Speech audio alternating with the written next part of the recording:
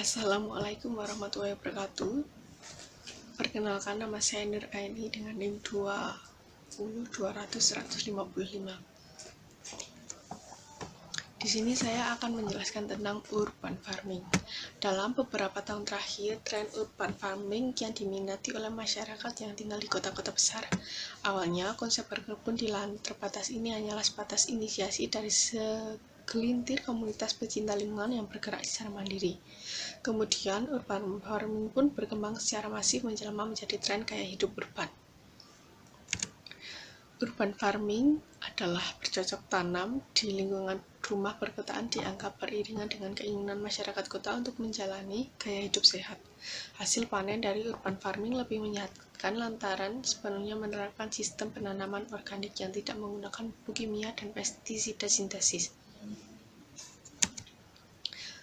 Penurunan kualitas hidup yang dialami oleh masyarakat kota juga dapat kembali ditingkatkan melewati aktivitas berkebun di rumah yang menyegarkan pikiran.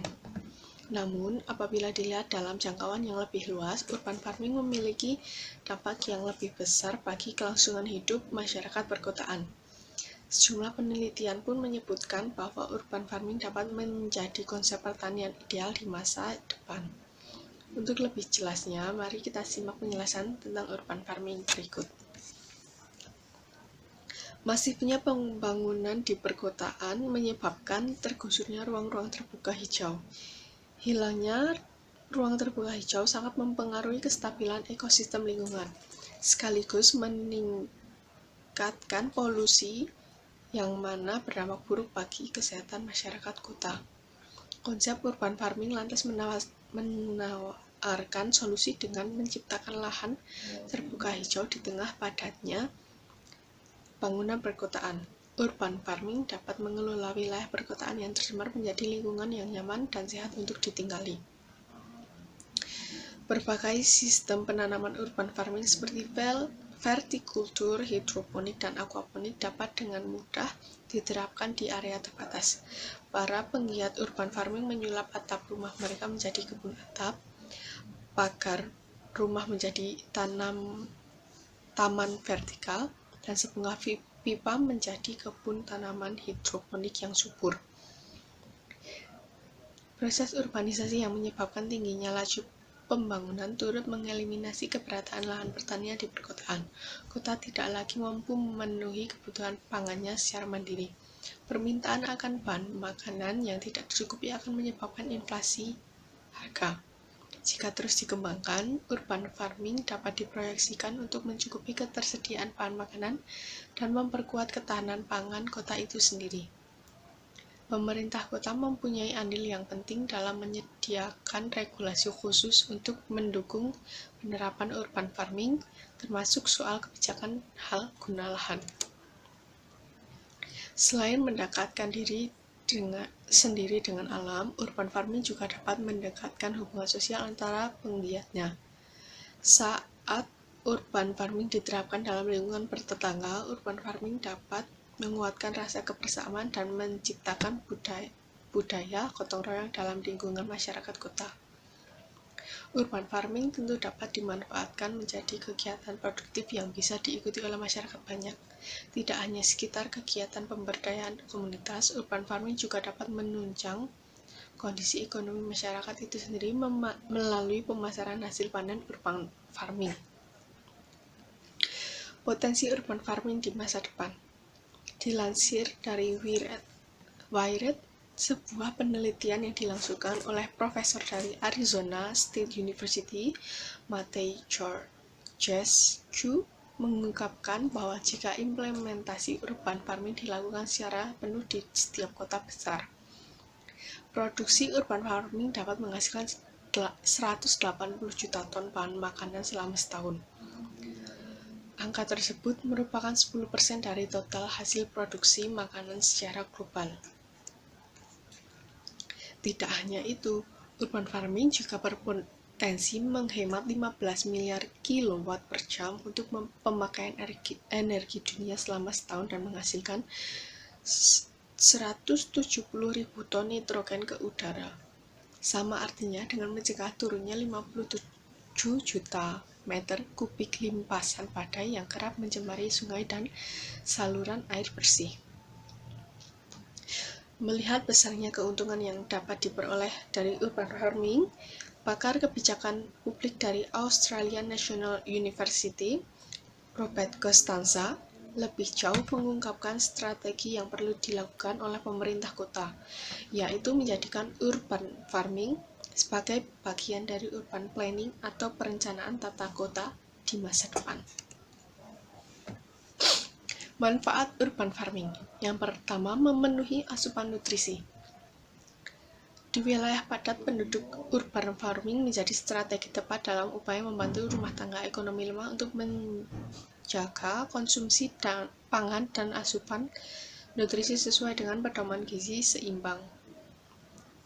Produk urban farming dinilai lebih segar dan bergizi dengan harga yang kompetitif karena tidak melalui proses pengemasan, penyimpanan, dan pendistribusian yang memakan waktu berhari-hari.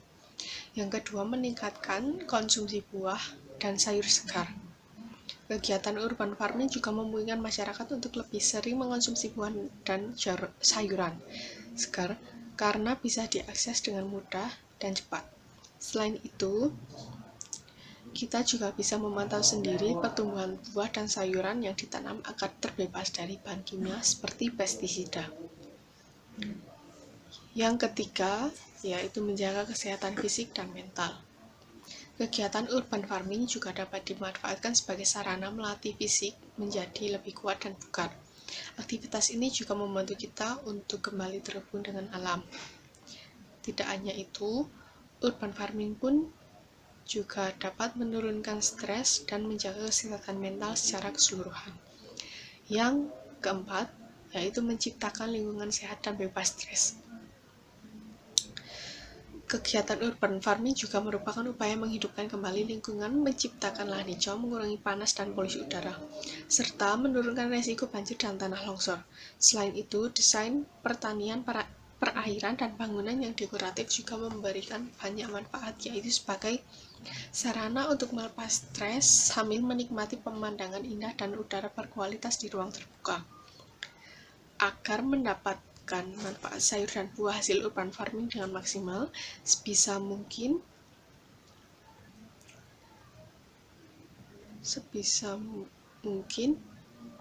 hindari menggunakan tanah atau air yang terkontaminasi unsur-unsur berbahaya termasuk penggunaan pestisida. Dampak negatif urban farming. Urban farming memang dapat dilakukan di tengah keterbatasan, namun urban farming memiliki dampak yang besar bagi kelangsungan hidup masyarakat kota. Dampak negatif yang sama besarnya juga bisa terjadi apabila penerapan urban farming tidak dilakukan secara baik dan optimal. Menurut penelitian yang dilangsungkan Lori Hoagland berjudul Urban Agriculture, Environmental, Economic, and Social Perspective, kesalahan pada praktek urban farming dapat menyebabkan meningkatnya polusi suara dan udara, banjir, serta pemborosan energi, terutama air. Kelalaian dalam merawat perkebunan urban farming dapat menyebabkan berkembangnya spesies nyamuk yang menyebarkan penyakit malaria. Kurangnya keterampilan dan infrastruktur yang tidak memadai biasanya menjadi penyebab utama dari kegagalan urban farming. Meskipun urban farming memiliki potensi yang menguntungkan, jika terus dikembangkan secara luas, hasil pangan dari urban farming saat ini masih jauh dari memenuhi kebutuhan pangan masyarakat kota. Sebagian yang diungkapkan dalam buku Informal Urban Agriculture yang ditulis oleh dua peneliti ilmu pertanian, Michael Hartman dan Peter Larsham. Komoditas yang dihasilkan urban farming masih terlampau jauh dari hasil pertanian di pedesaan. Hal ini berkaitan dengan minimnya pemanfaatan lahan di perkotaan, lemahnya ketahanan finansial para penggiat urban farming, dan dalam praktiknya kegiatan urban farming masih sangat bergantung pada kesukarelaan warga. Sekian penjelasan dari saya tentang urban farming. Apabila ada kesalahan kata, saya mohon maaf yang sebesar-besarnya.